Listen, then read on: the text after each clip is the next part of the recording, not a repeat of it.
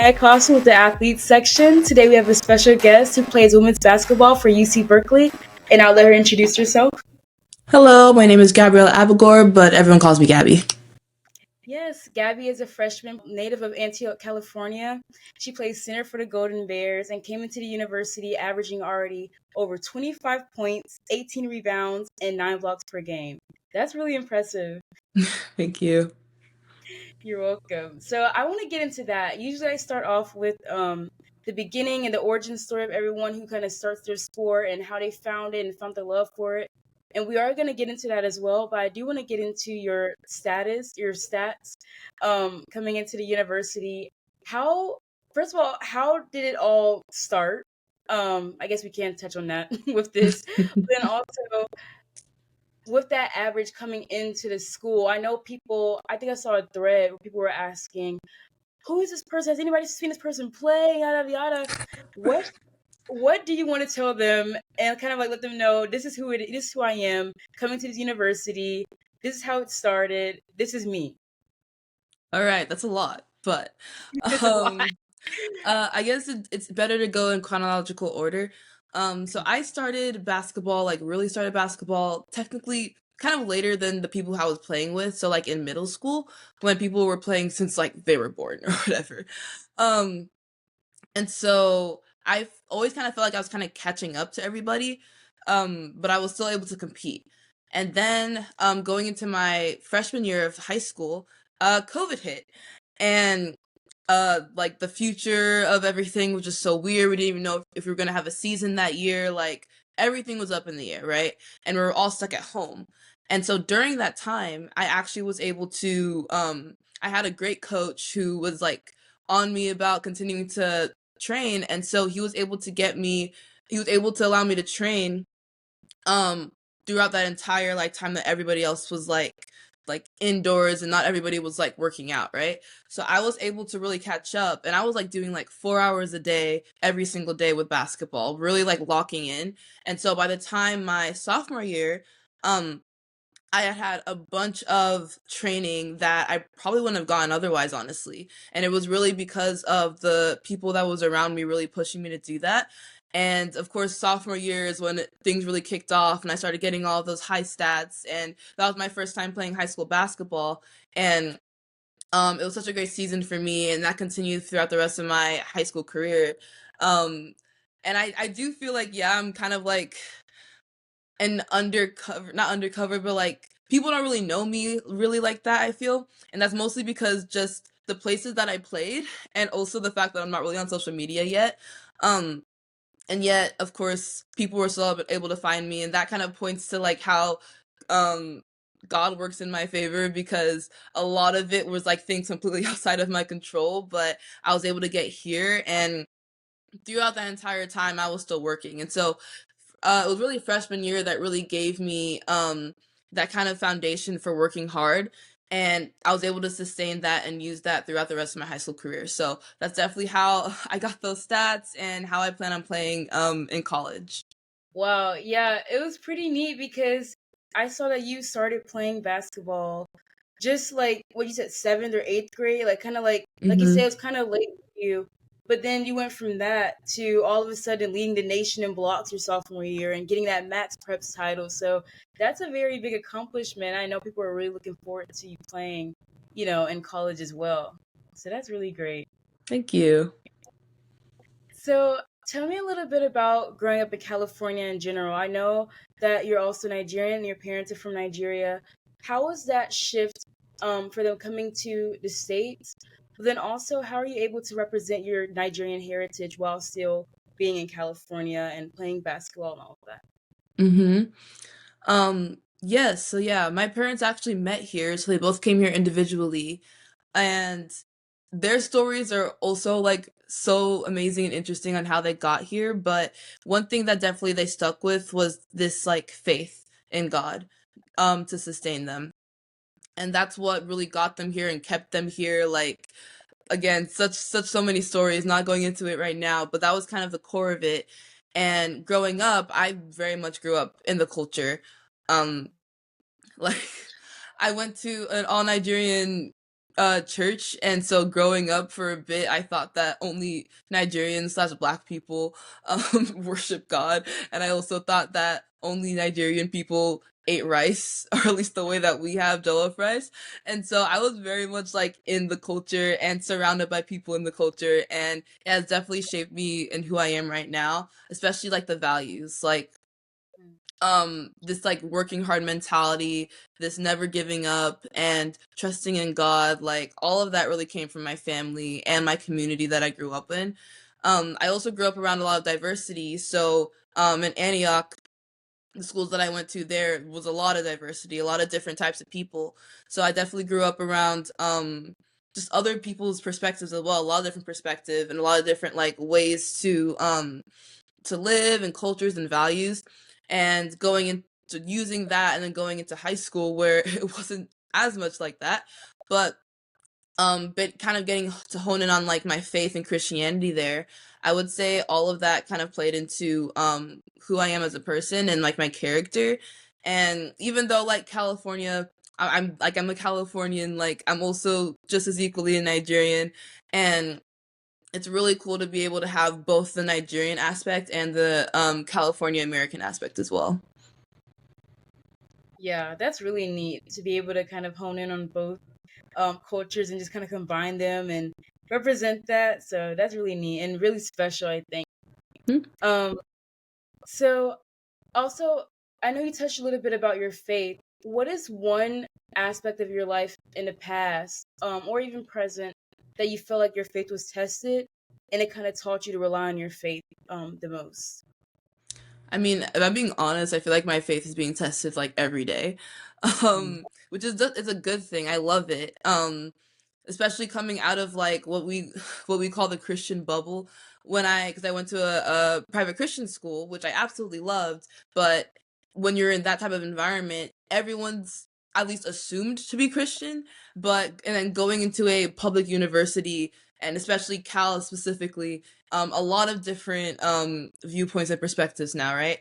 Um, and so I knew coming here that I was for sure going to get tested, because now I'm around people who not is not even just believe in God or not believe in God. It's like a lot of different other aspects of religion that play into it.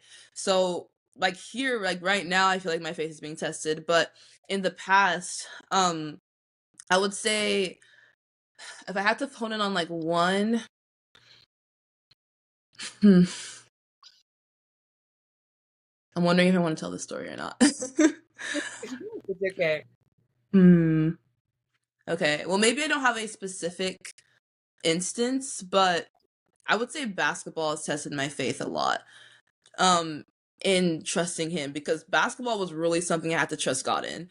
Um, Basketball, it's great. I love it, but it's a lot of work and a lot of time.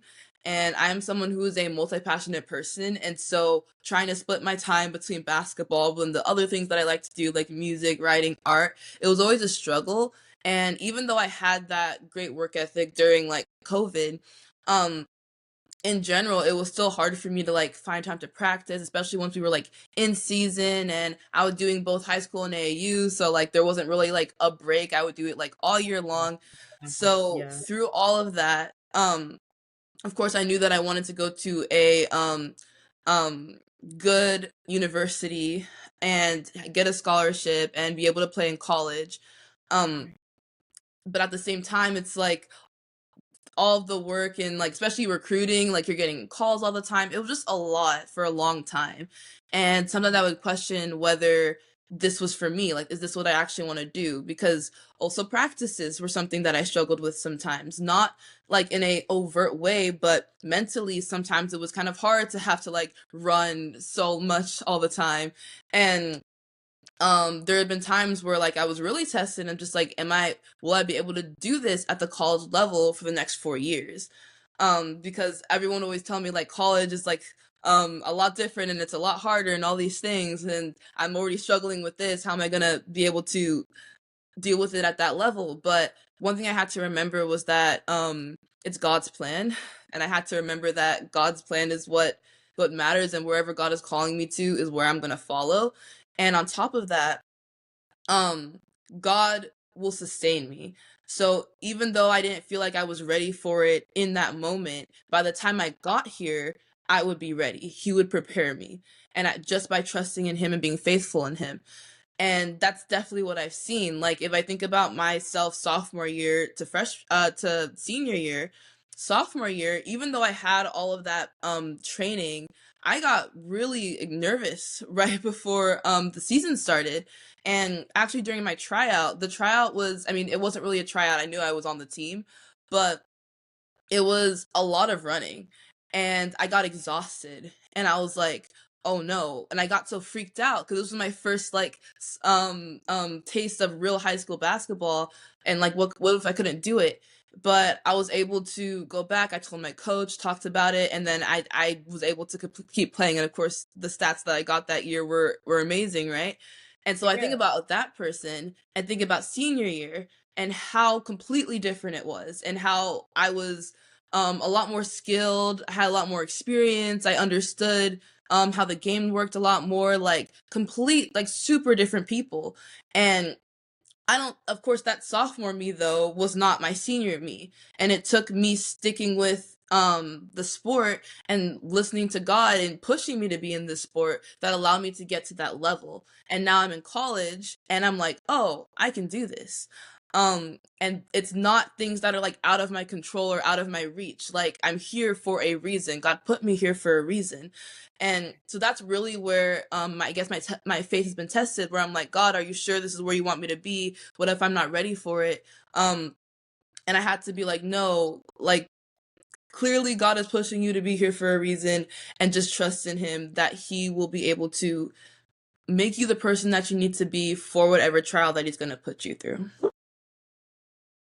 Yeah. No, wow. That's a lot of points that I feel like we have to like go through in life in order to understand and continue to understand. It's an ongoing thing. Even for me, like I'll be at point A already wondering how I'm gonna get to point B and how I'm gonna get to point C. Like if I do this, or even if I got an accomplishment right now, this is great, but how am I gonna do this next year? Or how am I gonna do this a few years from now? Like what's my life gonna look like around this time? And I remember I was telling my mom about this a few months ago, something that I really wanted to do um around this time of the year, I guess, maybe. But she was saying like, Makaya, you literally can be in a whole different position between now and when that time comes. Anything can happen between now and really next month. You know, so much can Mm-hmm. happen the way God just ordains your steps. And his plan is so much bigger and brighter than we can ever imagine. And I keep preaching this, and it's something I have to constantly tell myself because I'll literally get upset over like the little things and just be like, oh Mm-hmm. my gosh, like I'll worry myself. Like sick. It would be crazy. I'll literally worry about what my life is gonna look like next year this time. And I'm over here stressing out about that. And I'm like, why are you worrying about things you can't control right now? Like God will, however God ordains it, however God plans your steps, that's the way it's gonna go. You just have to trust Him do the process. You know, Proverbs 3:5-6 has become my favorite verse because it really is. You have to trust Him, and with all your heart, and don't lean on your own understanding. He has something specifically for you. You know, it may not be this right now, but he has something bigger than you even can imagine. You can't even put your mind to that right now. You just need to keep on keeping on, follow the pace, follow his word, and then eventually you're gonna look back and be like, wow, like no wonder he put me in this little season. Like that was needed. And just to know you can rely on God, because we can't rely on ourselves. We let ourselves down, you know, all the time. I'll continue to let myself down and feel terrible about it. But at least knowing that there's someone you can rely on and talk to and go to through every circumstance, trial and tribulation, that just feels so calming. It just, when Mm-hmm. you really stop to think about it, you feel that peace. And it's like, yeah, okay. God, I see what you did there. Right? And it always takes we never it's always after the fact, right? It's always after God has delivered or God has been faithful and like proved something. It's like, oh, and then like I the way that I see it is like I feel silly because I was like, oh, why did I ever think that things weren't gonna be okay? Why did I ever Exactly. think that it wasn't gonna turn out Time great? and time again. Mm-hmm. Over here Mm-hmm. stressing out. Right? And so I try to remind myself of that feeling that I get, like that relief after God has delivered, and I'm just like, let me remind, like, why can't I just remind myself of that while the thing is happening, so that Mm, when he does deliver, I'm like, I'm not surprised, or I'm like, oh, exactly. it's like, oh yeah, God, like, of course you're gonna do that, you know what I mean? Yeah, So exactly. mm-hmm, mm-hmm. And that's when it goes to like trust. Like we're just really trusting God through everything. And I think it's when situations happen like that, and when I don't feel that anxiety or stress, and I feel like, I mean, I'm a little bit, to tell the truth, a little bit upset about this, or a little bit, I feel a little anxious about this, but I'm not gonna stress about it because I know God has it in His hand, and that's when I really feel that okay, like me and God, we're in this, Mm-hmm. So you mentioned that you're multifaceted. You did piano, you also did a little like singing, you also have other hobbies as well. Talk about how you got into those hobbies and why it's so important to have those hobbies outside of just playing basketball and also going into your studies. Well, there is a kind of unique story for each one. Um, for music, I grew up around music. My parents, especially my dad, like listened to all sorts of music. And so I'm one of those people who's like, yeah, I love every genre of music because I'm like, I was exposed to every genre of music and I appreciate them and each of them are able to accomplish a specific thing. And so it's like I can't really choose just one. Mm, But I think growing up in that environment as well as like my mom um wanted to be a singer and make music, and so she was around that too. And so eventually she put me and my brother in piano lessons. And I did the kid thing of just like really finding just any instrument to be so interesting because it's like, wow, it makes sound. But I did not practice consistently for a while. I was able to kind of find something in it that I loved, because I did actually want to write songs, but I just didn't understand the structure of it at the time. And this is all like when I was 8 or 9, so I'm still like pretty young. Um, yeah. and then this is the story, hopefully cutting it down a bit. But eventually, I started getting into it, and then one day, or we had a recital coming up, and I'd already done one before and I did something from the book, but the book honestly felt like pretty simple and I wanted to do something a bit bigger. And so I decided to look up a tutorial for actually it was Hello by Adele, and I wanted to learn how to play it and wanted to sing it at the recital. So I looked it up, and I had not gone into like chords or like using multiple hands, anything like that already. But I was just like, let's see if we can actually do this. See And what I'm happens. working on it for like yeah, so long. And it gets to a point where my mom starts calling me for like to like either like lunch or dinner or something. And I'm just like, okay. And I was like this close to giving up. But I'm like, let me just try one more time, right? Like when I tell you I wasn't even looking at the piano. I press down, I hear the right chord, and that chord strikes in my heart. Like it struck something in me because from then on, I did not go eat. I like stayed there for a couple hours and I was like, oh my gosh, I can actually do this. This is something I can do. Long story short, from there I learned how chords worked and how music structure was. I taught myself some other pop songs that I liked. I performed it with my brother. I taught him a different part of it and we performed it together. And eventually with that learning how songs were structured, I started writing my own songs. And Okay. I still write my own songs. I plan on releasing some eventually and things like that, music production, but that's really where that part of it started for me.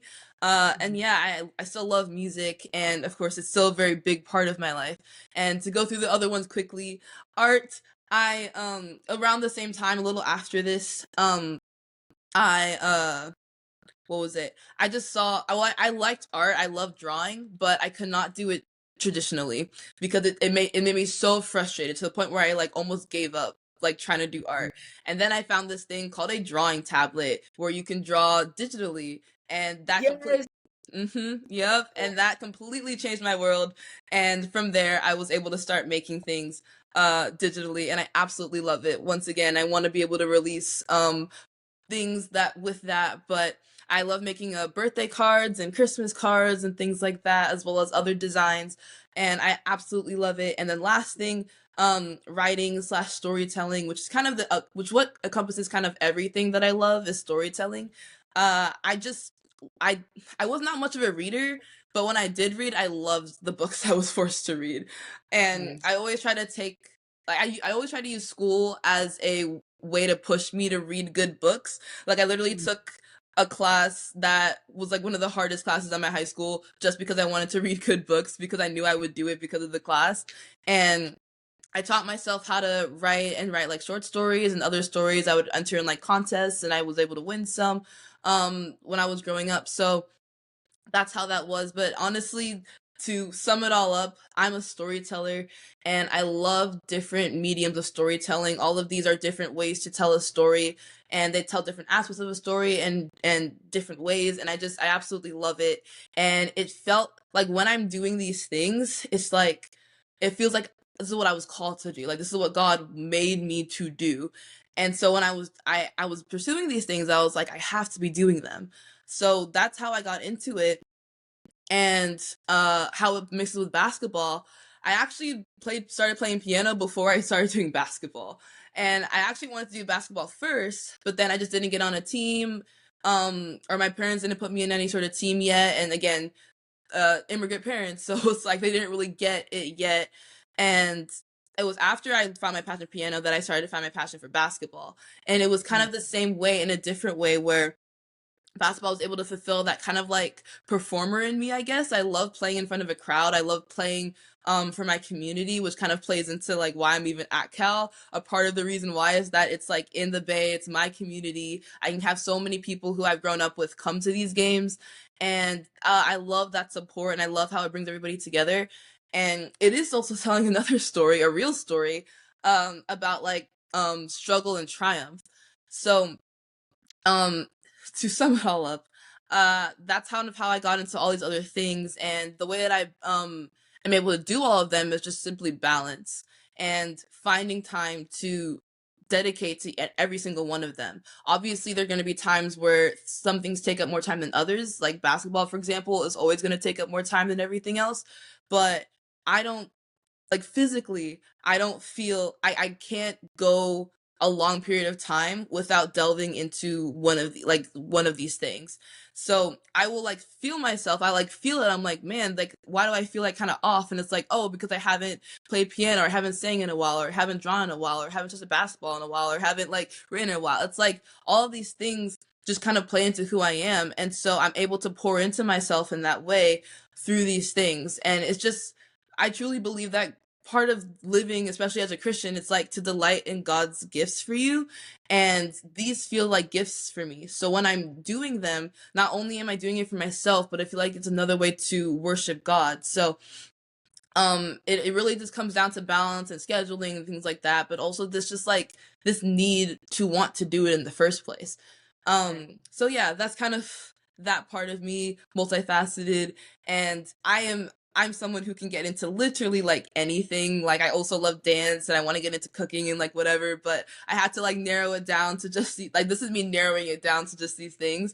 But um even with all of that, I'm still able to like find time just to do new things, extra things when I'm just like basically just on it, I guess. And I think it's truly possible, and I think that it's oh yeah, that was the other thing, sorry. um that's also why I believe like hobbies and having something outside of your main thing is so important, because it kind of recharges your battery. Like especially like as a creative, I think this is especially true. Like we as creatives will like focus in on like our one thing and then forget that we need to actually live life to be able to like pour it into our art, whatever that may be.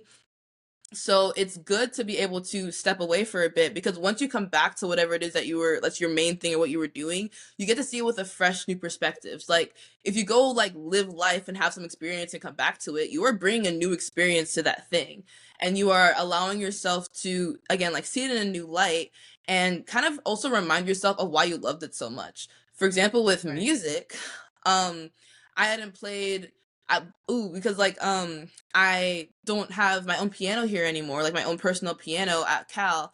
I don't get to play it as often. But when I go back, I feel like so joyful when I get to play my songs, because it had been so long since I was able to play it in that way. And even with basketball, and games. Like I absolutely love games. And then like when we're like in our off season and things like that, it's like, you know, things sometimes feel like it's dragging on, but then once we get to a game, I'm like, oh right, this is why it's so exciting. This is why it's so fun. So Yeah.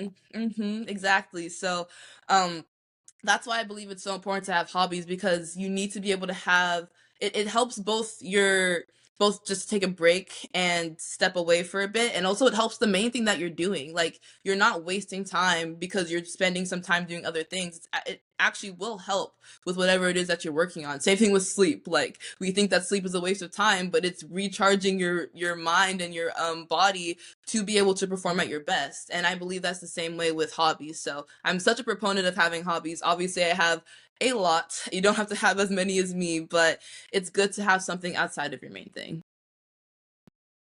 Yeah, I wholeheartedly agree. I also am a person who likes to dip my toes into everything I'm interested in. Like I literally have a Pinterest board that I made when I was 12, and there's like over 200 boards in there of everything I was interested in from age 12 to 23, like now. So Wow. it's like not never ending. And even some of the stuff I tell my friends, they're like, "What?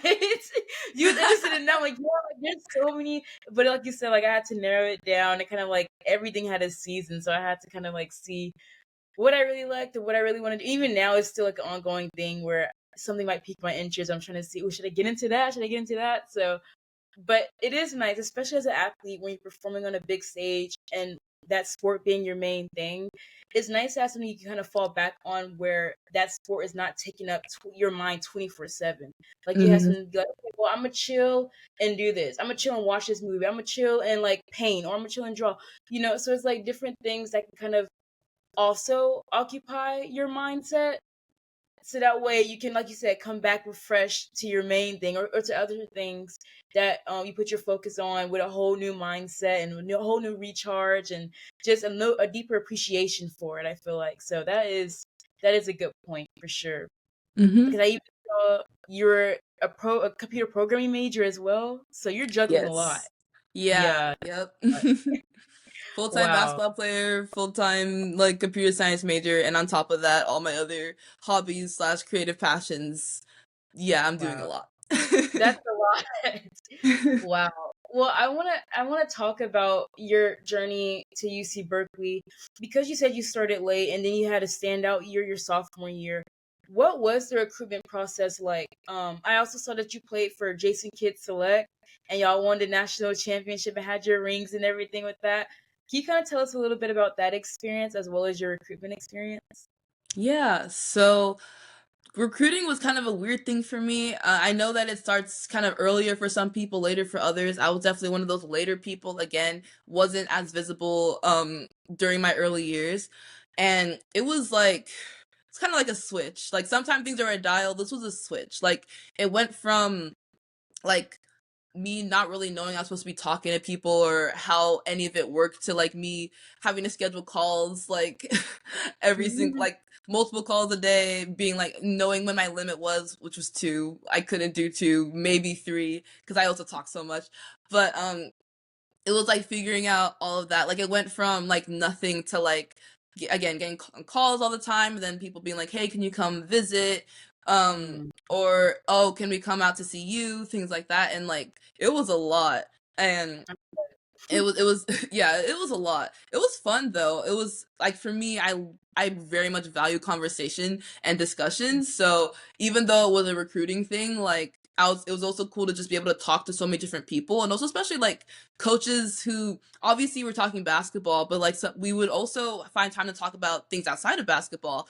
And it was really interesting for me to just be able to hear like all these different perspectives all the time, but it was also pretty draining as well.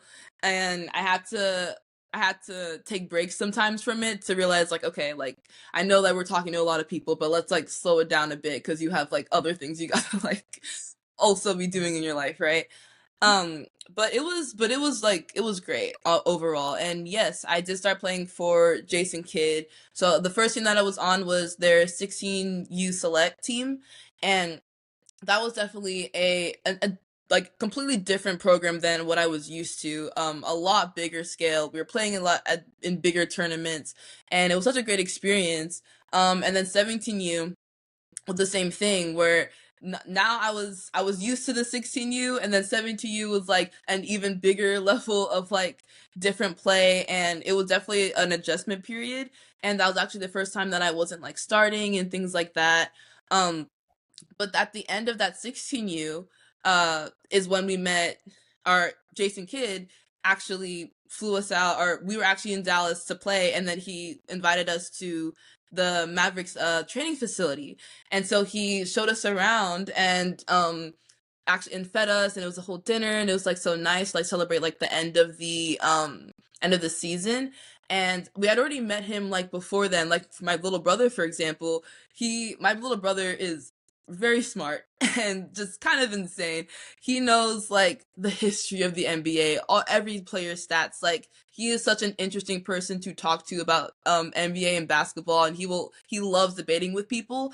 And so he debated with Jason Kidd himself about his stats while he was playing, and then like the current players. And Jason Kidd gave him the time of day and was talking to him about it. And my brother even like, I think he ended up like scrimmaging against like my or his children as well, or things like that. But it was really cool, and it was like really cool to have like someone like him like actually care about the team and care about like who was playing for him, and actually take the time to know them. So because the next time that we saw him during my 17U season, he actually remembered us. Like he talked to my brother and was like, oh, you got taller. And like with me, one thing that he pointed out, he told me that um hey, you improved from the last time I saw you. And like you actually have one of the biggest improvements out of everyone that I've seen. And I'm like, whoa. I was not expecting that at all. I like, not that I thought I was gonna forget about me, but for him to had seen me play 2 different years and then tell me to my face and acknowledge the fact that I had grown, that was really encouraging for me. And especially at that time where I wasn't really starting, and it didn't really feel like me on my personal level. I didn't feel like I was training that hard, especially when I compared it to my freshman year. Um, and so like at that time, I didn't feel like I was doing enough, but apparently he acknowledged, or someone, especially of that status, acknowledged the fact that I was getting better. And like I said, it was super encouraging, and it kind of made me realize like, um, training and just getting better in progress doesn't always look the way you think it's going to look. And sometimes it does take another person to really recognize that in you, but it's a really valuable skill to recognize in yourself where, yeah, I'm not training like I was freshman year during COVID, but also we don't have as much time as we did in COVID. We're not stuck at home. Like there's a lot of other factors that play into the fact that I wasn't training the same way, but I was still training, and I was still working hard, and I would still put 100% of my effort into what I was able to able to do. Like it's also like academics like gets harder as you get older, and so that was another aspect of it too. So, and also like traveling, we weren't traveling during my freshman year, and now we're traveling. Like there was all these Yeah. different things that I had to like mm-hmm. That I have to give myself grace for, and realize, yeah, I am, even though it doesn't look the same, I was still putting in the effort when I could.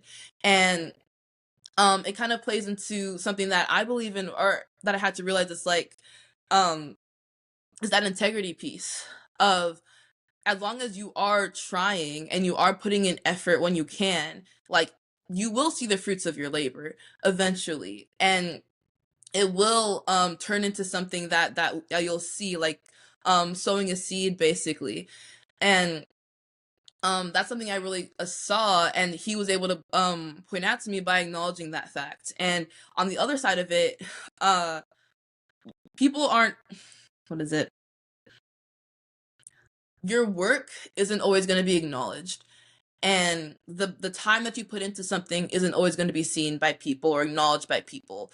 uh I was lucky that he was able to at that point, but that's not always going to be the case, and that was not always the case at that time.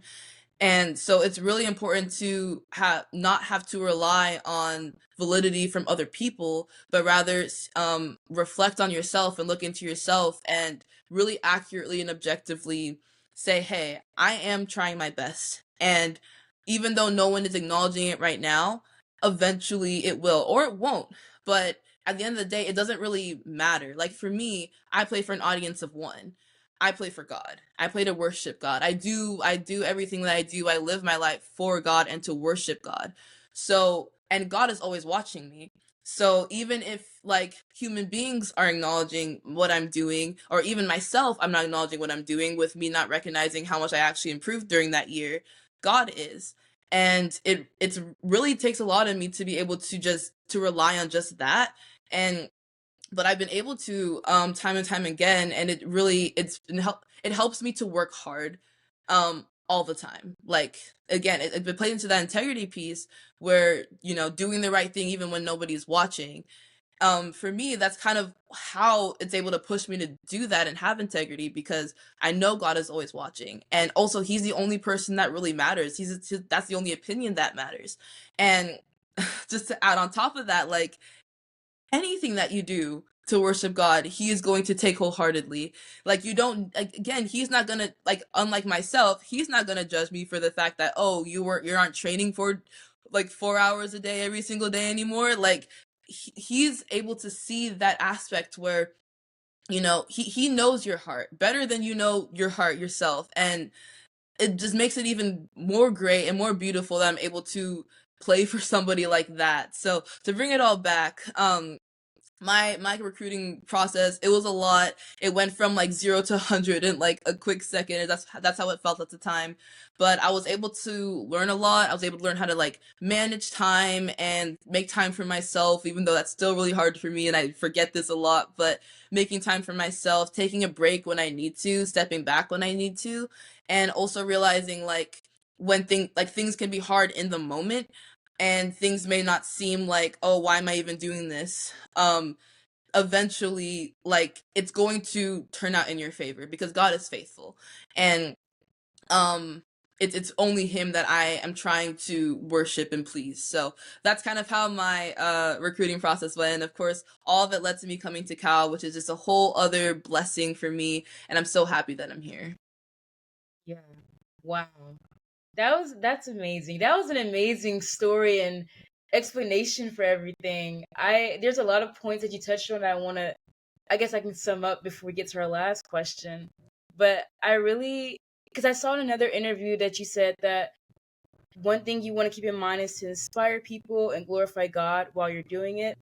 And I think that's what you're doing now, like, or what you've been doing thus far and will continue to do, because your whole story just sounds very inspiring. And I feel like you have such a good head on your shoulders and such a clear mindset for what you want to do and focus on and how you're going to get there. But then also, even if you don't know, you're trusting God as the process continues. Um, and it's just like you said, playing for audience of one, and also keeping that integrity aspect. A lot of times we do things and we're doing the right things, but sometimes we gotta check our heart and make sure it's for the right reasons, or make sure that, we're not doing stuff just for the worldly accolades. We're also doing stuff just because we know it's the right thing and we know it's something that we should be doing. Even when it comes to sports, training on the off season, training the way we need to, or even if we're tired and not able to do it as much, just still putting in that effort and putting in that work and knowing that you did your best, knowing that God is looking down on you, saying, blessing you for what you're doing and continuing to watch you, and just putting into you for you to grow in the future is just very calming to think about when you're going through your whole journey. And so I just think that's a very important thing to remember, even for myself. Like, there are a lot of things that I don't feel like doing, but I just think about, well, you know what?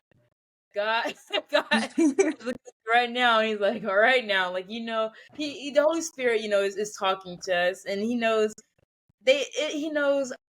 what we should be doing. He puts in us what we should be doing, and so we feel that conscious, knowing that it's God telling us to go ahead and do this thing. Go ahead and pour into this person. Go ahead and do this. Go ahead, because even though someone else might not see it, for us to get the accolades, He's there and watching us to bless us furthermore. So I feel like that's definitely a good point to kind of keep in mind, and something that doesn't go away no matter how old we get or how much the year goes quickly. I feel like I always thought that once you get older, you don't have to learn anything else. Like, that once I'm grown, I don't have to worry about this. Like, everything just becomes easy peasy. That's good. But I didn't realize that once you get older, that's when the real work starts. That's when You start learning the lessons you need to be learning, Mm-hmm. And so it's through that and through those lessons that you just kind of like learn the things that God is instilling in us or has instilled in us. We have to trust our training and trust His plan throughout the process, and just also keep these little nuggets in mind as we continue our life, whether it's sports, whether it's life, whether it's both. There's always a lesson in everything, and life will just teach you that. So, yeah, it's a lot. Mm-hmm. Yep. So, my last question for you, we are getting a little past time, but that's okay because we've done it a few times and everybody has a great story to tell. So, Mm-hmm. I don't mind if it goes over. But what is one piece of advice you think you can give, or you would give one athlete who has gone through or going through what you've gone through throughout your basketball and life journey? Okay, so it's really hard to narrow it down to one. So Or I'll you can do start. three. You can do a Okay, few. okay. But I will do like the biggest one, which I think a lot of what I've said kind of is this, encompasses this, but everything's gonna be okay. Eventually, whether you know how or don't know how, everything's going to be okay. And especially my life is a testimony to that, where I was at points where I'm like, can I do this? Or is this enough? Or where's the hope or anything like that? But it always turned out for the better because God is faithful, and remembering that. And because God is faithful, everything's going to be okay. Even though it's not right now, even though you can't see it, even though like it feels like it sucks, right? Um it sucks for, it also sucks for a reason. Like in those moments is where growing happens. Growing is never easy. Growing is never comfortable, because if you were comfortable then you wouldn't be growing because you're already there. And so eventually, even though it might take time, you don't know how it's going to happen, God is faithful, so everything's going to be okay. And like I said, I keep going on and repeating myself, but that's something I have to tell myself constantly and remind myself of constantly. And like, even if you don't believe it, even if you can't feel it at the time, just objectively, everything's going to be okay. um so that's the biggest one. And I would also say another big aspect of it is having a community of support. It doesn't have to be that big or anything like that, but we need other people. We were built for community and social life, and we cannot do anything on our own. Me, for sure. I will not be where I am right now if I didn't have the people that got me here, my parents, my coaches, my friends, my teammates, like all of these people, heck, my teachers and my pastors. Like there's so many people who have poured into me in different ways and have been able to support me in different ways, that has made me the person that I am and has put me in the place that I'm in right now. And like I said, you can't do it on your own. You simply cannot.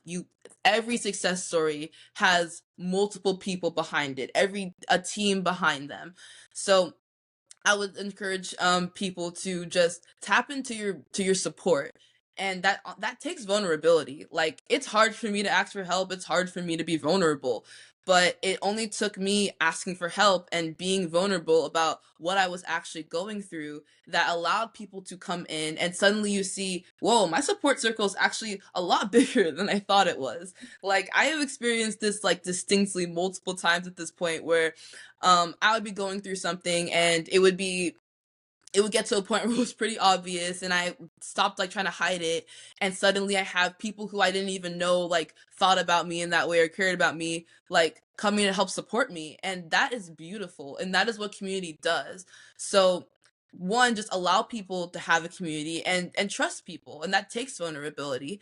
But trusting in the right people, and just seeing who is out there, it really helps. And again, like it gets to a point where you just can't do it on your own, and you'll never know who can actually help you until like they help you and you're like, oh wait, you could have done this. Like the amount of times where I'll just like say like a problem that I had, and then somebody who I didn't think could have the solution had the solution. Like again, like God works in mysterious ways, and the biggest way He works is through His people. So, definitely finding a community of support is so valuable in trying to accomplish anything in life, for sure. Those are two really big nuggets and really great pieces of advice. I feel like I really appreciate that. I forgot to mention this in the beginning, but where you was talking about everything will be okay, we literally recorded our episode a few days before now.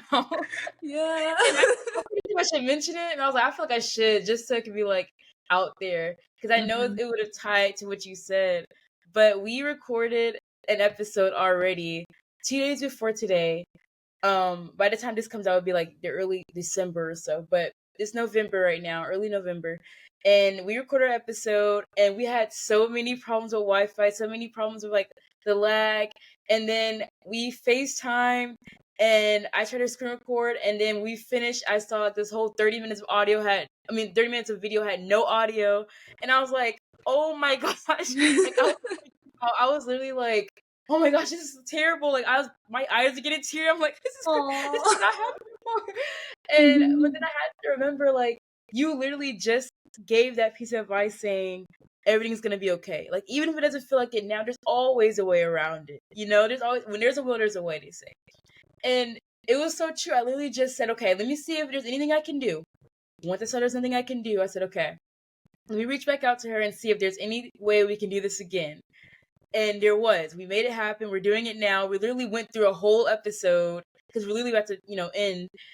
We went through this whole episode with no kind of like real problems or anything. And so it just, and I'm like over here agreeing with you, like, yeah, I understand. I do the same thing. And then I'm Mhm. over here freaking out about something that seemed so big at the time, but now I'm looking at it like, this turned out fine. Like, it'll work out the way it needs to work out. There's always a solution, you just have to find that solution, but you can't find it when you're, anxious about it all. You just have to just, relax, calm down, say some confessions, say a little silent prayer, and Mhm. look at the options from there and just move on. And that's the way we have to do life as well. Easier said than done, but, that's the way we have to do it. Yeah. Like, last thing, I guess, like, don't be so hard on yourself. Everyone's so hard on themselves all the time, and like it's a thing, and it stems from a specific place. But like, just humble yourself and like Yeah. realize you're not perfect. We're not perfect. Life is definitely not perfect. Like, and like we said, like things are gonna turn out okay. So just like chill. That's like the simplest way I could put it. Just like chill out, and things will work Right. out Be for sure. calm, relax, like, Mhm. yeah, Mhm. that's true. So, where can the people find you on social media? I know you said you were trying to start up your Instagram, but once you do, where can people find you? Yes, I am right now currently just on Instagram at Gabby_glorylight. Nice. Well, thank you so much again, Gabby, for coming back on the podcast and speaking with me. I feel like both conversations were really fruitful and very like inspiring and fun to engage in. So I really do appreciate you coming back on here and speaking with me. Yeah, of course. I'm glad that you invited me back and that we're able to fix everything. Honestly, Yeah, like I love the first one, but I like that this one was smooth first yeah, off. it was so smooth. I was like, oh my god, Yeah. thank you, Jesus. Mhm. 'Cause the Yeah. first one was lagging so bad. I was like, oh my gosh, I don't know how I'm gonna edit this. Mhm. So Nah, this this worked out perfect. yep, for sure.